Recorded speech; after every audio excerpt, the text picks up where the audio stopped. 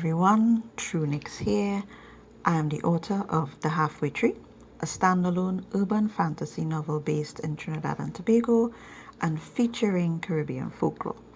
So, to celebrate Caribbean Folklore Month, I will be coloring the folklore characters featured in my book.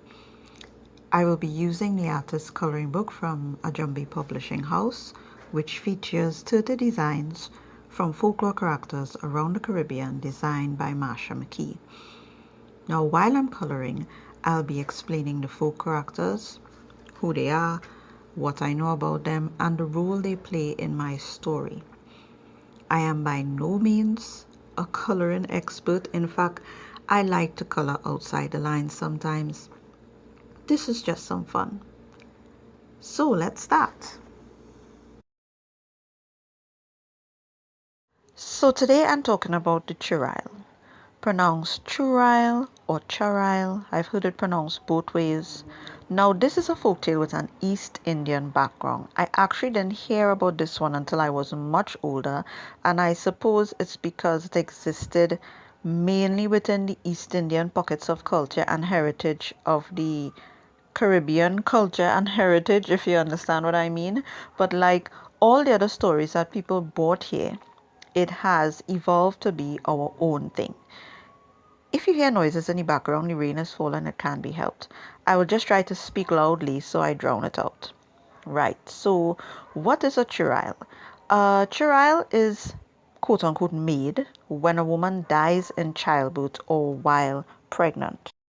And not just under any circumstances. From what I understand, it has to be circumstances where she died horribly with some sort of regret or with deep resentment, which would cause her to return as a churil.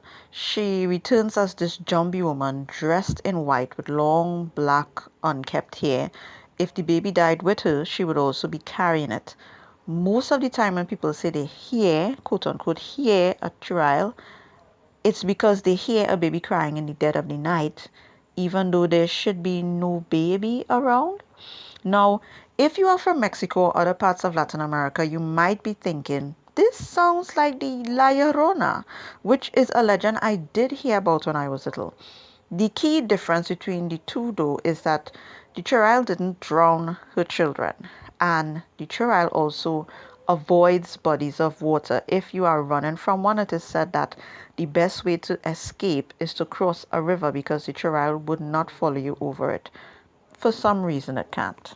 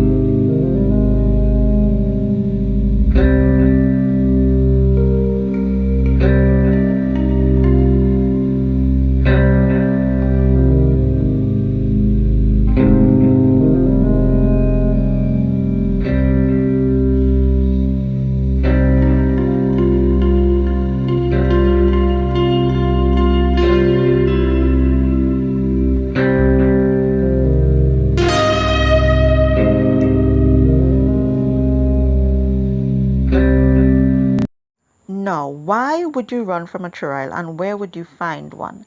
The churil tends to be around the silk cotton tree, which I talked about in this video.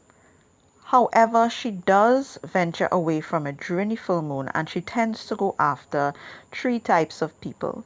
Either she goes to haunt the father of her children and the people in her family who did her wrong in life. Remember I said a churil is so formed because she died in childbirth with some kind of resentment. Either her husband or his family were abusive to her.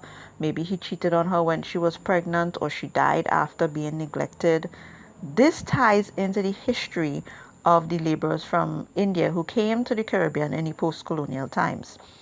A lot of these women were very young in arranged marriages, entering a family where they were treated subpar or like servants, and when they got pregnant, many times far too early, they would die in childbirth. So the legend of the churil was born. Now, it did exist before that, but we'll get to that. So basically, the churil seeks vengeance on the people who made her life hell, and if she left children behind and they are mistreated, you might also get a visit from her as well. Another person the churil haunts are pregnant mothers. This Jumbie is said to even possess the mother and cause her to have a miscarriage out of jealousy. And lastly, they haunt babies. Churels are drawn to nurseries and baby cribs because, again, they are upset that their child was taken away from them. Babies who cry a lot are said to be disturbed or haunted by a churel.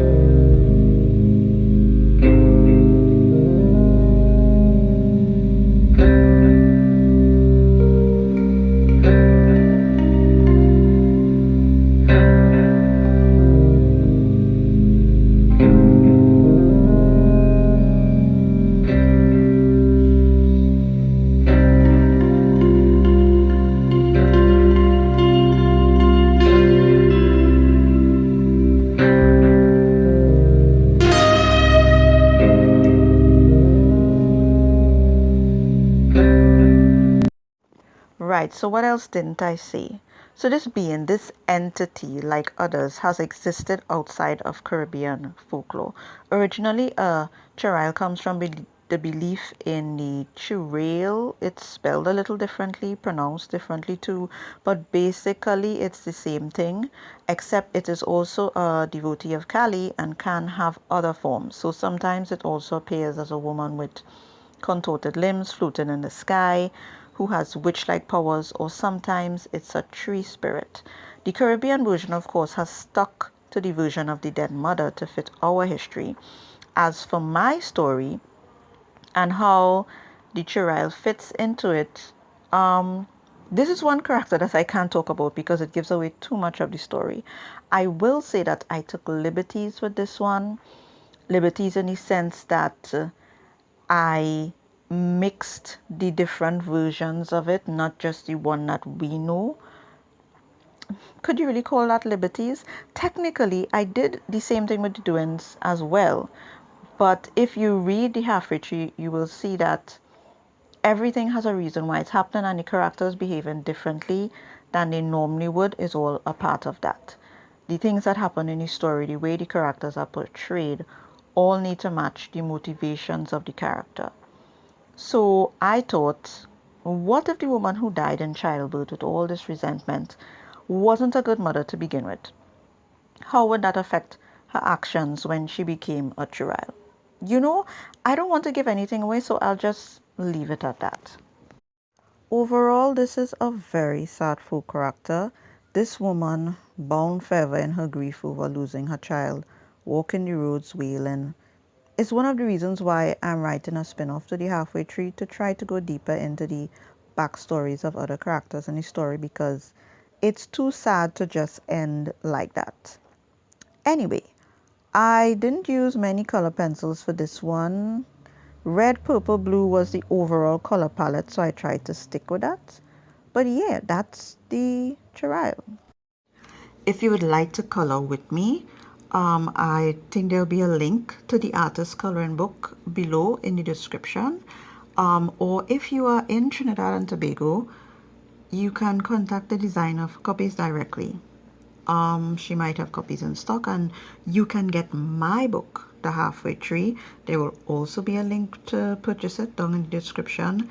And I hope you continue to join me in this series during October, where I continue to tell you about the Caribbean folklore characters featured in my book for Caribbean Folklore Month.